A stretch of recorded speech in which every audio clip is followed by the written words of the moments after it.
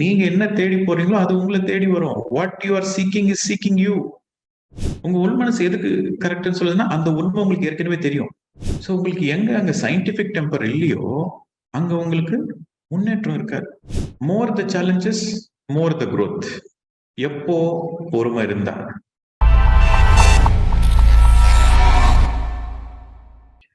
எல்லாருக்கும் வணக்கம். So scientific temper அப்படின்ட்டு ஒரு டெர்மினாலஜி இருக்கு.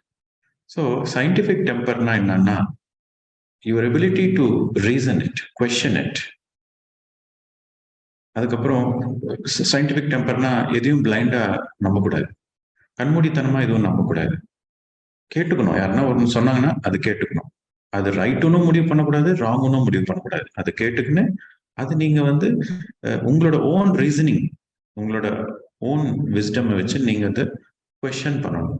கொஸ்டின் பண்ணிட்டு எக்ஸ்பெரிமெண்ட் பண்ணணும். எக்ஸ்பெரிமெண்ட் பண்ணி உங்க எக்ஸ்பெரிமெண்ட் மூலியமா வர ஒரு ரிசல்ட்டை நீங்க வந்து அந்த எசன்ஸை நீங்க அப்சார்ப் பண்ற மாதிரி இருக்கும். ஸோ அதுதான் scientific temper. So for example நான் சொல்றேன்னு வச்சுக்கோங்க, நீங்க வந்து எப்பனா ரொம்ப லைஃப்ல கொஞ்சம் கொஞ்சம் சோகமா, கொஞ்சம் லைட்டா டிப்ரெஸ்டா, என்னடா இந்த வாழ்க்கை அப்படின்றப்போ உடனே வந்து ஓகே, இந்த ஹாப்பினஸ் சயின்ஸ் அதை நான் கேட்டேன், அதை நான் அப்ளை பண்றேன். அந்த ஹாப்பினஸ் சயின்ஸ்ல என்னென்ன சொன்னாங்க அந்த பாயிண்ட்ஸ் எல்லாம் நான் அப்ளை பண்றேன். ஸோ எனக்கு அந்த சோகம் போயிட்டு நான் சந்தோஷமா இருக்கிறேன் செக் பண்றேன், எக்ஸ்பெரிமெண்ட் பண்றேன். அப்படின்ட்டு you have to practically experiment. Okay, so சின்சியரா இருக்கணும். எந்த ஒரு விஷயம் நம்ம கத்துக்கினாலும் சின்சியாரிட்டி ரொம்ப ரொம்ப இம்பார்ட்டன்ட். ஸோ சின்சியாரிட்டி இல்லைன்னா எதுவுமே நம்மளால சாதிக்க முடியாது. ஒரு காலத்துல பாத்தீங்கன்னா இந்த தியரிட்டிக்கல் நாலேஜ் கிடைக்கிறதுக்கு ரொம்ப ரொம்ப கஷ்டப்படுவோம். ஒரு குருவை தேடி போகணும், அந்த குருவுக்கு நிறைய சேவை பண்ணணும். அதுக்கப்புறம் அந்த குரு வந்து செக் பண்ணுவாங்க, நீ நிஜமாவே சின்சியரா இருக்கியா இல்லையா அப்படின்ட்டு அந்த குருவை செக் பண்ணுவாங்க. சின்சியரா இருந்தா மட்டும்தான் அந்த குரு கிட்ட சேர்த்துக்கிட்டு அதுக்கப்புறம் கொஞ்சம் கொஞ்சமா சொல்லி கொடுப்பாங்க. ஃபர்ஸ்ட் நீ பிராக்டிஸ் பண்ண, ஒரு விஷயத்த சொல்லி கொடுத்துட்டு அதை போய் பிராக்டிஸ் பண்ண. அதை பிராக்டிஸ் பண்ணி நீ சின்சியரா இருந்தா தான் ரெண்டாவது சொல்லி கொடுப்பேன். நீ முதல் சொன்னதே சின்சியரா பிராக்டிஸ் பண்ணலன்னா you are not sincere. Okay, நீ போலாம் அப்படின்னு நினைச்சிருவாங்க. ஸோ அந்த மாதிரி இருந்துச்சு ஸ்பிரிச்சுவாலிட்டி வந்து.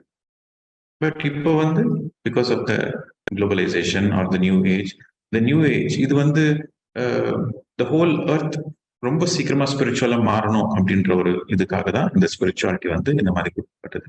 ஆயிரக்கணக்கான வருஷமா ரொம்ப சீக்ரெட்டிவா சில பேருக்கு மாத்திரமே கிடைச்ச இந்த ஞானம் இப்போ எல்லாருக்குமே ஆக்சஸ்ல இருக்கு அப்படின்னா த ஹோல் பிளானட் எர்த் வந்து ஸ்பிரிச்சுவலைஸ் ஆகணும் என்ற ஒரு பிகர் பிளான் சொல்லணும். ஸோ இப்போ தியரிட்டிக்கலா நிறைய ஸ்பிரிச்சுவல் நாலேஜ் இருக்கு, ஆனா இங்க சின்சியாரிட்டி இல்லைன்னாக்கா போட்டு விட்டுருவீங்க. ஸோ இங்க குரு இல்லை, யாரும் வந்து உங்களுக்கு சொல்லிக் கொடுத்து ஒரு பெரம்பெடுத்து உங்களுக்கு கட்டெடுத்து சொல்லிக் கொடுக்குற டிசிப்ளின் பண்ற குரு இல்லை. ஸோ உங்களை நீங்களே தான் டிசிப்ளின் பண்ணிக்கணும். ஓகே, சின்சியரா இருக்கணும், ரொம்ப ரொம்ப சின்சியரா இருக்கணும். சார் அந்த சின்சியரா இருக்கணும்னா என்ன பண்ணணும் அப்படின்னா உங்க நாலேஜை எக்ஸ்பேண்ட் பண்ணணும்.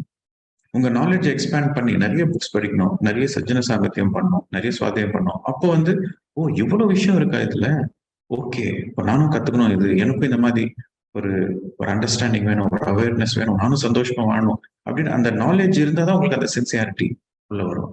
ஸோ எப்பவுமே வந்து be open minded and then இந்த be open minded and be சயின்டிஃபிக்காகவும் இருக்கணும். சயின்டிஃபிக் டெம்பர் யூஸ் பண்ணுங்க, உங்களோட ரீசனிங் போடுங்க. தென் மேக் எஃபர்ட்ஸ், சின்சியரா இருக்கணும். ரைட் எஃபர்ட்ஸ்னா என்ன, இந்த புத்தோட அஷ்டாங்க மார்க்கத்துல ரைட் எஃபர்ட்ஸ்னா பி சின்சியர். ஃபர்ஸ்ட் ஒன்னு முடிவு பண்றதுக்கு முன்னாடி யோசிக்கணும். ஒன்னு முடிவு பண்றதுக்கு முன்னாடி 10 வாட்டி யோசிக்கணும். முடிவு பண்ணிட்டா பின்னாடி திரும்பி பார்க்க கூடாது. That is the right efforts. Sincerity ரொம்ப ரொம்ப இம்பார்ட்டன்ட். இந்த சின்சியாரிட்டி நீங்க சின்சியரா இல்லைன்னா தென் நீங்க தான் loser, you are the loser. அதே நீங்க சின்சியரா இருந்தீங்கன்னா you get everything. So right views first. Right வியூஸ்னா என்ன, சரியான கண்ணோட்டம். ஒரு புத்தர் என்லைட் ஆனாரு, ஒரு ஜீசஸ் என்லைட் ஆனாரு, ஒரு மகாவீர் என்லைட் ஆனாரு, என்னால் ஏன் ஆக முடியாது? கௌதமா சித்தார்த்தா பிறக்கிறப்போ என்லைட் ஆன பிறகு கௌதமா த புத்தர். ஸோ அவரும் நார்மலா தான் பிறந்தாரு. ஜீசஸும் நார்மலா தான் பிறந்தாரு. எல்லா என்லைட்டன் மாஸ்டர்ஸும் நார்மலா தான் பிறந்தாங்க. அவங்களால சாதிக்கிறப்ப என்னால ஏன் முடியாது? அது ரைட் வியூஸ். ரைட் இன்டென்ஷன்ஸ்னா நான் கஷ்டப்பட்டு என் வாழ்க்கை நான் வாழணும். மத்தவங்க கஷ்டத்துல நான் வாழக்கூடாது. அது ரைட் இன்டென்ஷன்ஸ். ரைட் இன்டென்ஷன்ஸ்னா எப்பவுமே நல்லது பண்ணணும். நல்ல சிந்தனை, கரெக்டான சிந்தனையா இருக்கும். மத்தவங்களை எக்ஸ்ப்ளாய்ட் பண்ணி மத்தவங்களை ஏமாத்தி நான் சந்தோஷமா வாழ்க்கை வாழணும்ன்றது it's not the right intention. இன்டென்ஷன்னாக்கா நீங்க எந்த வேலை செய்யறதுக்கு முன்னாடி உங்களோட யோசனை ரைட்டா இருக்கும். யாரும் எக்ஸ்ப்ளாய்ட் பண்ற மாதிரி இருக்கக்கூடாது. மத்தவங்களை எக்ஸ்ப்ளாய்ட் பண்ணி நம்ம சந்தோஷமா இருக்கணும் இல்ல. நான் கஷ்டப்பட்டு சம்பாதிக்கணும், நான் சந்தோஷப்படணும். So that is the right intentions. No exploitation. So இது மாதிரி எல்லாமே ரைட் ரைட் ரைட். அப்புறம் ரைட் ஸ்பீச் பத்தி பேசணும். எப்பவுமே கரெக்டா பேசணும், சயின்டிபிக்கா பேசணும். தெரியும்னா தெரியும்னு சொல்லணும், தெரியாதுன்னா தெரியாதுன்னு சொல்லணும். கொஞ்சம் தெரிஞ்சா கொஞ்சம் தெரிஞ்சிருக்குன்னு சொல்லணும். ஸோ பேச்சுல ரொம்ப கிளாரிட்டியோட இருக்கணும், லாஜிக்கலா பேசணும், சயின்டிபிக்கா பேசணும். பேச்சு பிளைண்டா பேசக்கூடாது. எல்லாமே என்னோட குருஜி தான். That is not scientific. நீ எஃபர்ட் போட்டாதான் உனக்கு ஏதாவது ஒன்று கிடைக்கும். உன் குருனால ஒன்றும் கொடுக்க முடியாது. குரு ஒரு வழிகாட்டி, அவ்வளவுதான். ஒரு லேம்ப் போஸ்ட் மாதிரி. இந்த டைரக்ஷன்ல 50 கிலோமீட்டர்ஸ் போனீங்கன்னா உனக்கு இந்த ஊர் போய் சேருவேன். அது ஒரு signpost. Guru is just ஒரு வழிகாட்டி மட்டும்தான். நீ சின்சியரா இருந்து நீ எஃபோர்ட் போட்டினாதான் உனக்கு எதனா ஒண்ணு கிடைக்கும். இப்போ நான் கிளாஸ் சொல்றேன், 200 மெம்பர்ஸ் கேட்கிறாங்க. நான் சொல்றது அவங்க சின்சியரா எஃபோர்ட் போட்டு காது கொடுத்து கேட்டு கான்சென்ட்ரேஷனோட அவேர்னஸோட சின்சியரா கேட்டாதான் அவங்களுக்கு எதனா புரியும் நான் சொல்றது. கேட்கறவங்க சின்சியரா இல்லைன்னா நான் என்ன சொன்னாலும் அவங்களுக்கு புரியாது. ஸோ பேச்சு கரெக்டா இருக்கணும், ரைட் ஸ்பீச். என்னோட குரு பிளெஸிங்ஸ் எனக்கு இருக்கும். என் குரு எப்பவுமே என்னோட இருப்பாரு. உன் குருன்றவர் யாரு? Who is your guru? Your sincerity is your guru. இந்த குரு என்ற வேர்டு குறிலிருந்து வந்துச்சு. குறி அப்படின்னா என்னன்னா ஃபோக்கஸ். குறினா ஃபோக்கஸ், சின்சியாரிட்டி. ஸோ உன்னோட குரு யாரு? உன்னோட சின்சியாரிட்டி தான். நீ சின்சியரா இருந்தாக்கா எது வேணாலும் கத்துக்கலாம். நீ சின்சியரா இல்லைன்னா எதுவுமே கத்துக்க முடியாது. உங்க வீட்லயே ஒரு கிரேட் என்லைட்டன் மாஸ்டர் இருப்பாங்க. ஆனா நீங்க சின்சியரா இருந்தாக்கா கத்துக்கவே முடியாது. அதே நீங்க சின்சியரா இருந்தாக்கா நீங்க தேடி பிடிச்சு கத்துப்பீங்க. உங்களுக்கு வேணுன்ற கான்செப்ட் நீங்க தேடி பிடிச்சு கத்துப்பீங்க. ஸோ இங்க குருன்றது ஒரு ஆள் கிடையாது. குருன்றது உங்களோட சின்சியாரிட்டி தான். ஸோ அங்க டிபெண்டன்சி இருக்கக்கூடாது. There should be no dependency. எனக்கு இவரோட பிளெஸிங்ஸ் இருக்கு, எனக்கு அவங்களோட பிளெஸிங்ஸ் இருக்கு, அவங்க என்ன பார்த்துப்பாங்க. யாரும் உங்களை யாரும் பார்த்துக்க மாட்டாங்க. அவங்களுக்கு அவங்க தான் பார்த்து. அப்போது இப்போ ஒரு குரு என்றால் ஒரு வழிகாட்டி மட்டும்தான். A guru is a person who show you the path, but he cannot walk the path for you. A guru cannot walk the path for you, but he can show you the path. So அந்த மாதிரி குரு, உங்களுக்கு வழிகாட்டுற குரு எப்படி வருவாங்க? உங்க ஆறால எப்படி வருவாங்க? உங்க வாழ்க்கையில எப்படி வருவாங்க? When the student is ready, the guru appears. அப்படின்னா ஸ்டூடெண்ட் சின்சியரா இருந்தாக்கா குரு வருவாங்க. அந்த வழிகாட்டி உங்க வாழ்க்கையில வருவாங்க. எப்போ நீங்க ரெடியா இருந்தா. ரெடினா என்ன அர்த்தம்? when you are sincere. உங்களுக்கு நிஜமாவே அது தெரிஞ்சுக்கணும். எனக்கு தியானம் பண்ணணும். எனக்கு I want to know what is life after death. நான் யாரும் தெரிஞ்சுக்கணும். மரணத்துக்கு அப்புறம் வாழ்க்கை இருக்கா? எதுக்காக மனுஷன் பிறக்கிறான்? What is life? What is death? What is the meaning of life? அந்த தேடல் உங்களுக்கு சின்சியரா இருக்கு அப்படின்னா then you are ready. The student is ready. Then the guru appears. So எல்லாமே நம்மளுக்கு ரைட்டா இருக்கும். நம்ம வார்த்தையில it should be right speech. Everything has to be right. When everything ரைட்டா இருந்தாக்கா absolutely you get enlightened. நீங்க சின்சியரா இருந்தா நீங்க என்ன தேடி போறீங்களோ அது உங்களை தேடி வரும். What you are seeking is seeking you. What you are seeking is seeking you, provided you are sincere. உங்களோட சீக்கிங் எனக்கு இது வேணும் என்றது சின்சியரா இருக்கும். then that will come to you. ஒரு நாள்ல புரியாது, மறுபடியும் மறுபடியும் கேட்கணும், மறுபடியும் மறுபடியும் நம்ம புரிஞ்சுக்கணும். சிரவணம் சொன்னோம் இல்லையா, ஃபர்ஸ்ட் சிரவணம், மறுபடியும் மறுபடியும் கேட்டுனே இருக்கணும், மறுபடியும் மறுபடியும் மனநம், மறுபடியும் மறுபடியும் புரிஞ்சுனே இருக்கணும், அப்சர்வ் பண்ணிக்கணும், அந்த எசன்ஸ் அப்சர்வ் பண்ணணும், சயின்டிபிக் டெம்பர் யூஸ் பண்ணணும். அந்த சயின்டிபிக் டெம்பர் யூஸ் பண்ணி அந்த மாஸ்டர் எப்படி சொன்னாங்க, இந்த மாஸ்டர் எப்படி சொன்னாங்க, இந்த புக்ல எப்படி போட்டிருக்கு, எது ரைட்டு, எது லாஜிக்கலா ரைட்டு, எது சயின்டிபிக்கா ரைட்டு அப்படின்ற மாதிரி அதை புரிஞ்சுக்கணும். அதுதான் மனநம். ஒரு எக்ஸாம்பிள் கொடுக்குறேன். ஹையஸ்ட் ட்ரூத்னா என்ன? அந்த சாஸ்திரால ஸ்திதியிலிருந்து அந்த கிரேட் என்லைட்டன் மாஸ்டர் சொல்றது highest truth. So highest truth என்ன? அப்போது இப்போவா, you create your own reality. உனக்கு நீதான் வழிகாட்டி, உன் வாழ்க்கையை நீதான் செதுக்கிக்கணும். இது ஹையஸ்ட் ட்ரூத். இது நம்ம கேட்டிருக்கோம். ஃபார் எக்ஸாம்பிள் ஒரு எக்ஸாம்பிள் சொல்றேன். இது ஒரு மாஸ்டர் கிட்ட இருந்து கேட்டிருக்கோம். உங்க உன் மனசு கரெக்ட்னு சொல்லுது. உங்க உள் மனசு எதுக்கு கரெக்ட்னு சொல்லுதுன்னா அந்த உண்மை உங்களுக்கு ஏற்கனவே தெரியும். இப்ப நான் சொல்ற கான்செப்ட் எல்லாம் உங்களுக்கு ஏற்கனவே தெரியும். உங்க ஹையர் செல்ஃபுக்கு தெரியும், உங்க ஆன்மாக்கு தெரியும். அது தெரியும்ன்றதுக்கோசரம் தான் நான் சொல்றப்போ அது கேட்கறப்போ இது கரெக்ட்னு படுது. சப்போஸ் உங்களுக்கு அது ஏற்கனவே தெரியலன்னா அது எப்படி உங்களுக்கு கரெக்ட்னு படும்? உங்க உள் மனசு எப்படி உங்களுக்கு அது கரெக்ட்னு சொல்லும்? சோ ஏற்கனவே உங்களுக்கு தெரியும். சோ நீங்க இந்த செஷன்ல இருக்கிறீங்கன்னா you are looking for the highest truth. நீங்க ராஜயோகத்துல இருக்கிறீங்க, ஞான யோகத்துல இருக்கிறீங்க. Okay, so you want the highest truth.